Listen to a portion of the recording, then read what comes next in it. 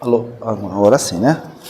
Boa noite a todos, sejam muito bem-vindos nessa casa tão abençoada, cheia de luz, uma energia tão boa que tem aqui. Vocês são agraciados por ter um lugar desse para estar presentes. Obrigado meu irmãozão que trabalha comigo, que veio aqui também. E hoje, como da outra vez, a gente brinca, não sou palestrante, a gente fala de coração e o meu intuito dessa noite novamente é tocar os corações, como a gente vem tentando fazer sempre, do fundo do meu coração, do coração de cada um, o que a gente veio passar. E o tema de hoje é Jesus, nosso amigo. Nós aprendemos, nós fomos educados lá no passado, muitas vezes em outras religiões, nós somos educados com duas questões iniciais. E essas duas questões onde está Jesus? E o que ele está fazendo? Então isso era lá no catecismo, a gente passava muito por isso. E o que passavam para a gente? Jesus está no céu. E o que ele está fazendo? Está sentado à direita de Deus Pai Todo-Poderoso. Totalmente inacessível, longe, lá na divindade. Foi isso que nós aprendemos e respeitamos. Cada um tem a sua crença, o seu momento. Mas será que, além de ser entediante, penso eu, valeria a pena Jesus ter feito tudo o que fez nesse planeta tão maravilhoso, essa construção, para ficar sentado lá no céu?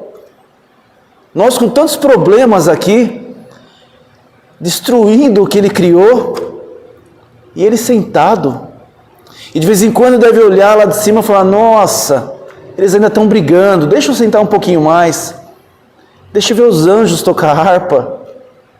Ainda tem gente que pensa assim. Isso causa um conflito muito grande, principalmente me causou sempre muito conflito, porque ainda tem uma coisa a mais, fora a concepção de que Jesus é Deus. Ainda há algumas crenças que falam isso, que Jesus é o Deus, o próprio. Isso trouxe um Jesus distante, inacessível, longe para nós. Porque quem aqui esteve no céu? Alguém acha que passou pelas zonas celestiais? Chico nos dizia que nós viemos dos umbrais. E não passamos nem perto da divindade, e por isso nós estamos aqui hoje. E como é que ele pode nos inspirar, esse Jesus, se eu sou tão diferente dele? Nessas concepções, eu sou de carne e osso, de sangue europeu, sangue nordestino, do sul, de onde quer que seja.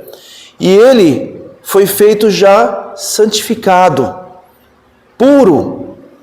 Então isso causa uma certa confusão na nossa cabeça, né?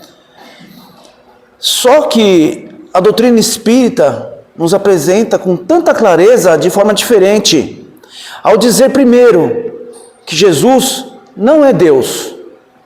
Jesus é um filho de Deus, assim como nós somos, criado da mesma substância que nós.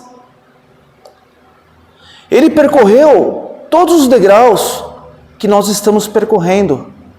Ele já teve as suas fragilidades, as suas dificuldades, como nós temos hoje. E o nosso caminho, como ele mesmo falou, a evolução é constante. E nós um dia chegaremos no mesmo patamar que ele está. Um Jesus, de fato, que realmente pode nos servir de guia e modelo, como nos afirma a doutrina espírita. Porque isso mostra, essas dificuldades que ele passou, tudo que ele passa, ele sabe o que nós passamos. Então já fica mais fácil nos espelharmos e queremos ser como ele é. E mais do que isso, Jesus, que não é Deus, é um espírito como nós, ele declarou, ele disse que ele queria ser nosso amigo. conforme consta no Evangelho de João: eu não vos chamo de servos, eu vos chamo de amigos, e por os amigos eu passo todo o ensinamento que o Deus, nosso Pai, nos passou. E isso é impactante, porque o amigo é aquele que está próximo, amigo é aquele que nos compreende, o amigo é aquele que nos acompanha, que é fiel, que é leal, que está conosco nos bons e nos maus momentos. Existem amigos que são mais do que irmãos, e existem irmãos que são amigos. Isso é interessante, e este é um amigo. Este amigo que, quando esteve aqui encarnado entre nós, ao se despedir, quais foram as últimas palavras dele? Alguém lembra? Não foram as palavras na cruz. Não foram, porque depois da cruz, conforme diz inclusive na Bíblia, né, ele reapareceu e eu fiquei pasmo em saber que ele ficou 40 dias com seus discípulos. Ele foi reencontrar os seus amigos e encontrou Maria Madalena primeiro, para o desespero de Simão Pedro, aquela mulher que se dizia ter 7 demônios, mas ele foi encontrando um a um todos os seus amigos, seus discípulos. E eu não tenho dúvidas que até hoje ele anda atrás de todos os seus amigos, sempre atrás, procurando a cada um de nós. E nós não estamos aqui por acaso, perdidos muitas vezes, mas ele veio nos reencontrar. E as últimas palavras dele, depois desses 40 dias que ele ficou com os apóstolos, ele disse: eu não vos deixarei órfãos, eu estarei com vocês todos os dias até o fim dos tempos. Eu estarei com vocês, estarei convosco. Teriam sido palavras jogadas ao vento? Teriam sido palavras, uma promessa à toa? Uma promessa vã? Não. E é por isso que a espiritualidade afirma: Jesus está presente. Alguns anos atrás, o Dr. Bezerra de Menezes, através da mediunidade de Divaldo Franco, disse: Jesus está na terra. E Chico, com toda a sensibilidade, afirmava: Jesus está conosco, Ele está no meio de nós. E palavras textuais do Chico: Ele nos sonda, Ele sabe das nossas necessidades, das nossas intenções, Ele nos observa. Sintam isso, agora mesmo Jesus nos observa. Ele não queria se isolar nas regiões celestiais, nos deixando a sós aqui com nossos problemas, nós que ainda engatinhamos espiritualmente falando, somos crianças. Ele está conosco, sempre esteve, sempre estará, conforme a gente já colocou aqui atrás: eu não vos deixarei órfãos. Então, Jesus que está presente, nós precisamos começar a cultivar isso, a trazer mais esse Jesus amigo, não um Jesus que nos julga, mas um Jesus que nos entende, que sabe das nossas fraquezas, das nossas deficiências. É sobre isso que a gente tem que pensar e acreditar. Jesus tem uma passagem, ele tinha uma bondade, uma visão tão diferente da gente, diferente do que esses filmes colocam de Jesus, que colocam numa visão de ser humano. Uma vez Jesus andando com um de seus discípulos por uma das estradas, eles viram um cavalo morto há algum tempo, em decomposição. E o discípulo pôs a mão e falou: nossa, que cheiro ruim, está em decomposição. E Jesus se aproximou e falou: olha os dentes desse cavalo, como eram bonitos. Esse bicho devia ser lindo. E na gente não é diferente. Ele vê as coisas boas da gente e não nossos defeitos. Ele sempre vai estar com a gente. Muitos dizem que se aproximar de Jesus é intangível, pois Ele é tão perfeito e nós tão pequeninos, tão imperfeitos. E nós não nos sentimos dignos com a presença dEle. E pensando bem, esse é o pensamento da maioria de nós. De fato, nós somos imperfeitos, mas é por causa dessa imperfeição que Ele está conosco. E os perfeitos, eu acredito que Ele não se preocupa tanto mais. Onde está Chico? Onde está Bezerra? Madre Teresa? Não, eu acho que Ele já não tem essa preocupação com eles como ainda tem conosco, que causamos tanto problema para a gente mesmo. Afinal de contas, Ele disse que não veio para os sãos, Ele veio para os doentes. E eu faço aqui uma pergunta para todos. Quem aqui está doente? Levante as mãos. A gente pode não estar doente ainda do corpo físico. Isso é questão de tempo. Mas nós estamos doentes das emoções. Estamos doentes da nossa alma. Afinal de contas, qualquer detalhe faz com que o nosso equilíbrio se desmorone. Uma fila de banco, ou um trânsito, nossa reforma bendita que está aqui na rodovia, nos desequilibra. Falar de política já começa a dar aquele comichão, tanto de um lado quanto do outro, não importa. No mundo.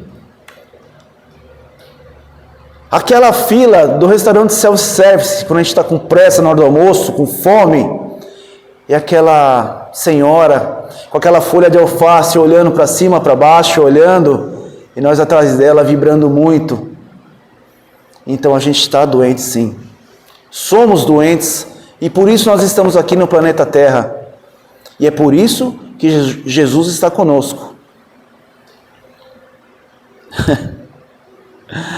Uma vez no centro onde nós frequentamos, muitos anos atrás, um senhor estava com pressa, estava agitado, queria tomar o passe. E quando chegou a vez dele, uma senhora com cadeira de rodas atendida com bastante dificuldade, passamos à frente. Para quê? Esse homem ficou bravo. Mas que hora que eu vou tomar meu passe? E a gente fica perguntando, será que o passe ele absorveu? Tinha gente, vocês lembram, que queria tomar o passe, que acabar a palestra logo, para ir embora ver a novela. Será que essas pessoas não estão doentes? Das emoções? Nós vivemos, principalmente depois da pandemia, mais agitados. Consumimos com mais voracidade e velocidade.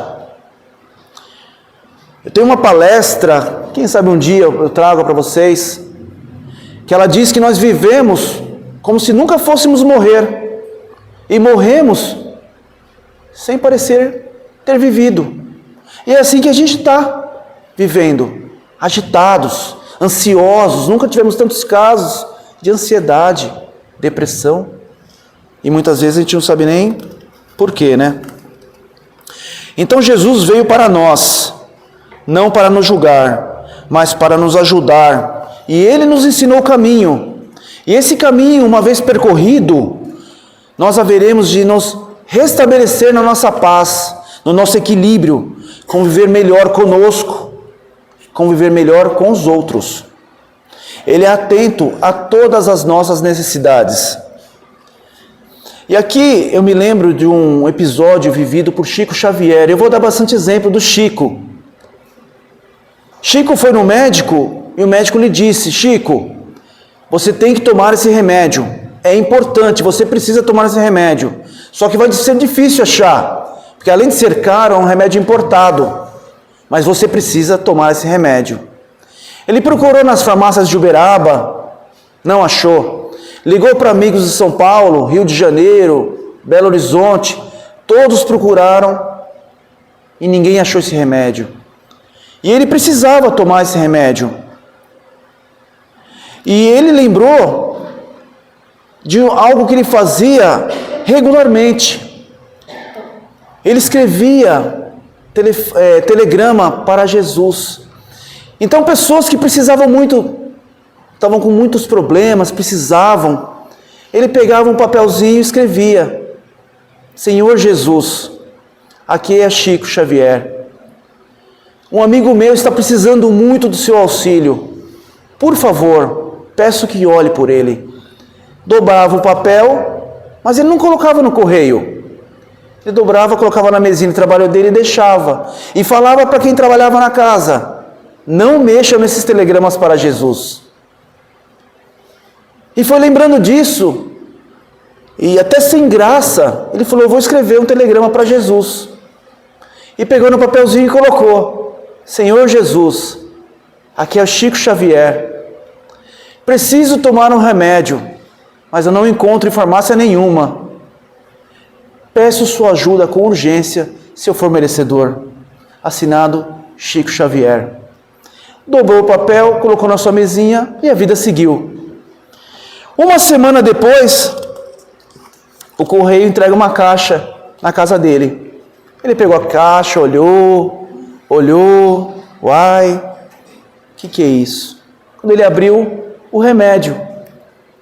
Ele foi direto no remetente. E não tinha remetente, só tinha que era de Porto Alegre, Rio Grande do Sul. E ele ficou encafifado, ligou para os amigos do Rio Grande do Sul, ninguém sabia do remédio. E ele ficou tão incomodado, mas tão encafifado, que Emmanuel apareceu para ele. Falou: Chico, por que você está tão agitado? O remédio. Tá, o que tem o remédio? Eu não sei quem é o remetente. Emmanuel fala para ele: Chico, para quem você pediu o remédio? Eu mandei um telegrama para Jesus. Então está respondida a sua pergunta. Foi Jesus que te mandou o remédio. Mas e o remetente? Aí Emmanuel fala: Chico, quando você escreveu o telegrama para Jesus, ele recebeu. E ele chamou todos os seus auxiliares e falou: meu amigo Chico está precisando desse remédio. Peço que procurem para ele. E todos saíram em disparada para procurar um remédio. Agora, Chico, tome esse remédio e não pergunte mais nada. E Chico tomou, porque ele tinha essa fé plena. Inclusive eu estou montando uma palestra do Homem de Bem, onde fala que as pessoas de fé, as pessoas bondosas tinham a fé plena em Jesus, que nós não temos. E aí mais um motivo para a gente estar doente das nossas almas, das nossas emoções. Nós somos, então, assim, vejamos como é interessante. Muitas vezes eu me pergunto, como é que Jesus conhece a todos nós? Ele sabe dessas coisas. Nós somos 8 bilhões de encarnados aproximadamente. São 3 vezes mais desencarnados, 24 bilhões, totalizando 32 bilhões de espíritos. Como é que Jesus pode conhecer todos que estão na Austrália, na China, nos Estados Unidos, em São Pedro, num bairrinho lá em São Paulo, em todos os lugares? E eu fico intrigado com isso, e novamente eu me socorro de Chico Xavier. Muitas pessoas que conviveram com ele diziam que não podia pensar perto do Chico, que ele captava esses pensamentos. Na fila de autógrafos, uma vez, ele autografava o livro e as pessoas ficavam horas esperando para passar e receber o autógrafo de Chico Xavier. E as pessoas ficavam na fila, né? E aí a pessoa está desocupada muitas vezes e ficava pensando: Chico tá gordinho, né? Mas esse Chico tá parecendo um sapo. E o outro falava: nossa, essa peruca do Chico é feia. E as coisas iam. E quando chegava perto do Chico, as pessoas falavam: Chiquinho, lindo, maravilhoso. Ele falava: irmã, os sapos também são filhos de Deus. E para outra ele falava: irmão, Chico está tentando fazer um regime, mas está tão difícil. E para outra ele falava: olha que peruca feia que eu estou usando, estou precisando trocar de peruca. Ele sabia o nome das pessoas sem conhecê-las. Como que isso era possível? A NASA esteve aqui para estudar Chico Xavier, para medir a sua aura, o que acontecia com ele. Ficaram 6 ou 7 dias, se eu não me engano, medindo e estudando. E dos seus biógrafos, o que o deu menor foi a dimensão de 15 metros da aura de Chico. Uns falam 30, mas o que deu menor foi 15 metros. Então tudo que estava nesse raio de 15 metros, Chico captava. Aí eu pergunto, qual é o tamanho da aura de Jesus? Se segundo o Novo Testamento, Jesus tem poder sobre o céu e a terra, nós podemos afirmar tranquilamente que a aura de Jesus é do tamanho da terra, pelo menos, nas suas dimensões físicas e espirituais. Por isso, que não há um canto sequer nesse mundo que Jesus não sinta, que não esteja sob o olhar do Cristo. Não há um gemido de dor que ele não perceba, que ele não possa atuar. Isso me emociona, isso me fortalece. Muitas vezes perguntamos, quem é o meu guia? Quem é o meu mentor? E as pessoas ficam querendo saber, e que tal Jesus? Existem outros, mas o mais importante é Jesus. E a gente não pode esquecer disso. E saber que Ele está ao meu lado, que me acompanha, que Ele me ajuda, que Ele me ouve. Mas há mais um detalhe, e é o segundo aspecto. Jesus está presente, mas Ele também nos espera. Ele está esperando o convite que Ele nos fez. Vinde a mim, me segue, seja meu amigo, divide o seu fardo comigo, eu te ajudo a carregar, meu amigo. E onde é que nós vamos encontrar Jesus? Muitas vezes nós achamos que é no templo, que é no centro, nas igrejas, em algum lugar místico. Mas aonde encontrar Jesus? Que Ele nos dê uma pista num lugar que raramente nós procuramos.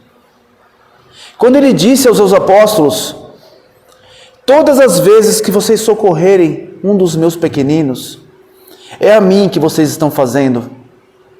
Todas as vezes que vocês derem pão a quem tem fome, água a quem tem sede, o remédio a quem está doente, é a mim que vocês estão fazendo.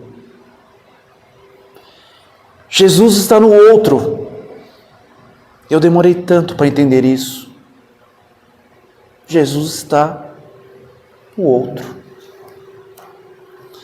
Madre Teresa de Calcutá, uma vez na Índia, lecionando para as moças abastadas daquele país, todas as vezes que ela passava em frente ao altar, ela se ajoelhava para suas orações.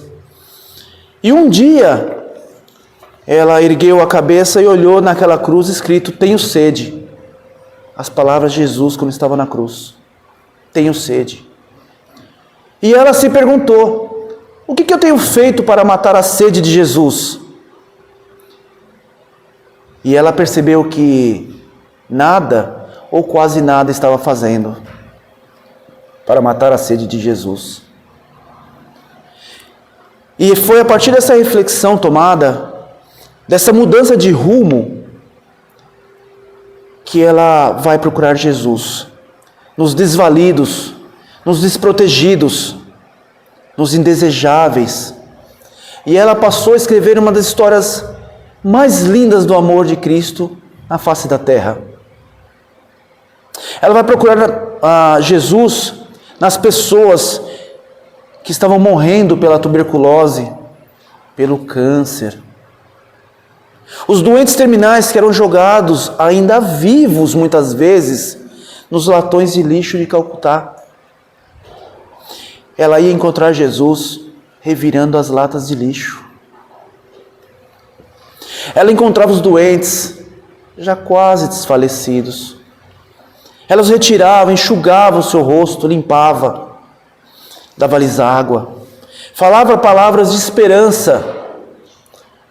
E um dia, um deles perguntou para ela, minha irmã, qual a sua religião? E ela perguntou, por que quer saber da minha religião? E ele disse, porque eu quero morrer na sua religião. Ela pensou, ela teve o ímpeto de querer falar que era o catolicismo, cristianismo, mas para ela mesma ela falou, de que importa? Virou para esse irmão que estava quase fazendo a sua passagem e disse, a minha religião mesmo é o amor. Oh, muito obrigado.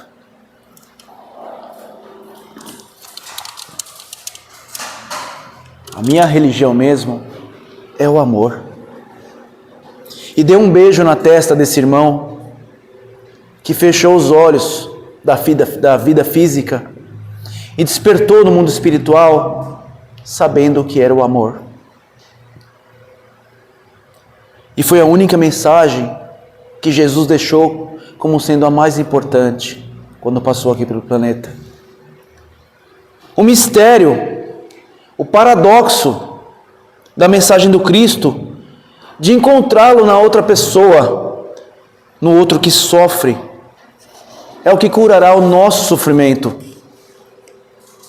Nós encontraremos a cura para as nossas dores, principalmente as dores da alma que desaguam no nosso corpo, quando formos capazes de saciar a sede de Jesus no outro.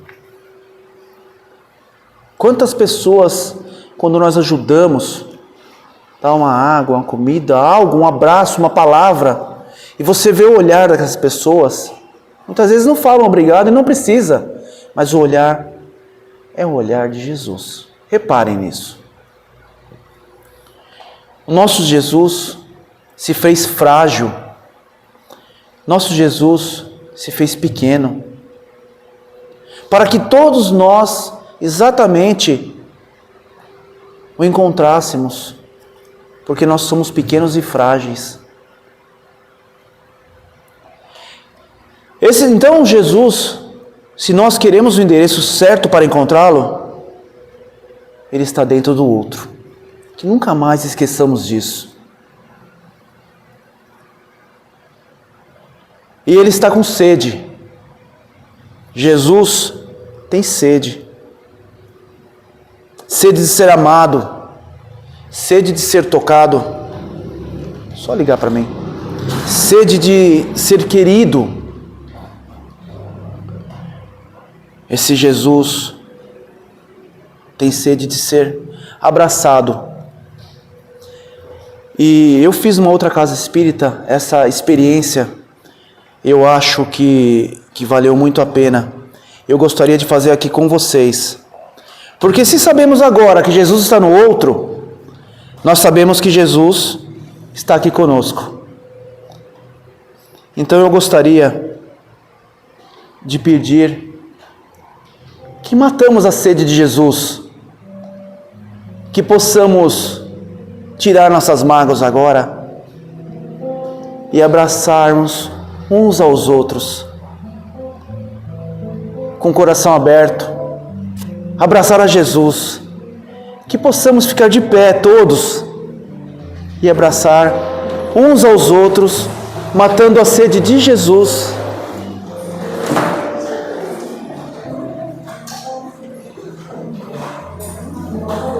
Olhando, puxando. Vamos matar a sede de Jesus. Esse Jesus que está no outro.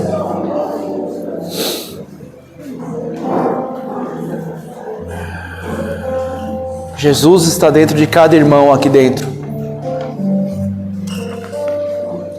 E é lindo de ver essa emoção, essa confraternização, esse carinho.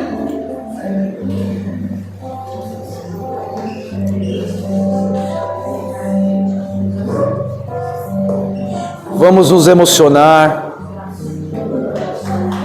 e sentir esse amor que o Cristo nos passa.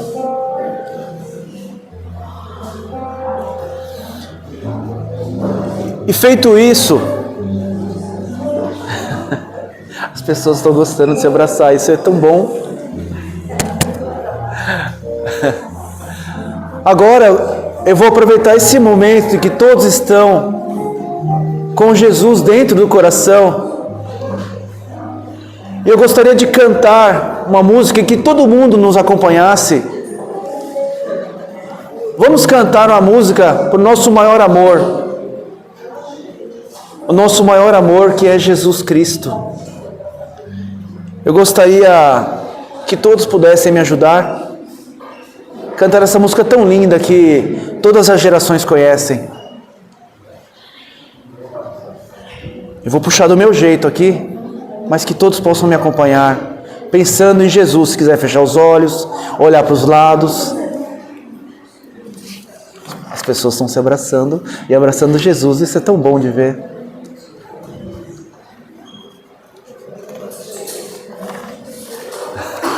Que bom. Então vamos cantar para Jesus agora. Eu tenho tanto para lhe falar, mas com palavras não sei dizer. Como é grande o meu amor por você. Nem mesmo o céu, nem mesmo o mar e o infinito